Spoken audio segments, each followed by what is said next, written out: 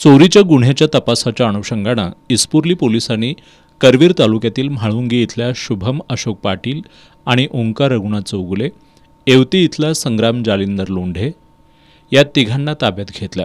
त्यांच्याकडील चौकशीमध्ये त्यांनी चोरीची कबुली दिली आहे। त्यांच्याकडून 3 फेज 5 HP इलेक्ट्रिक मोटर, लोखंडी बांडगं, 3 दुचाकी, 4 सौरऊर्जेच्या प्लेटा असा एकूण 1,75,000 रुपयांचा मुद्देमाल जप्त करण्यात आलाय। संशयितांनी इलेक्ट्रिक मोटर आणि लोखंडी बांडगं चोरी केली असल्याबाबत गोपनीय बातमीदाराकडून इस्पुर्ली पोलिसांना माहिती मिळाली होती। या माहितीच्या आधारे पोलिसांनी संशयितांना चौकशीसाठी ताब्यात घेतलं। यामध्ये शुभम अशोक पाटील यानं आपण आपल्या साथीदारांबरोबर लक्ष्मी लाडा कंपनीची 3 फेज 5 HP मोटार चोरी केल्याची कबुली दिली।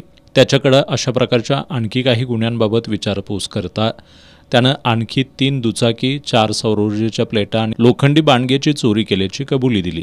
चोरीचा सर्व माल पोलिसांनी हस्तगत केलाय। इस्पुर्ली पोलीस ठाण्याच्या सहाय्यक पोलीस निरीक्षक TJ मखदूम यांच्या मार्गदर्शनाखाली सहाय्यक फौजदार Anil Patil, police head constable मेटील युवराज पाटील, संजय देसाई, सुतार यांनी या कारवाईत सहभाग घेतला।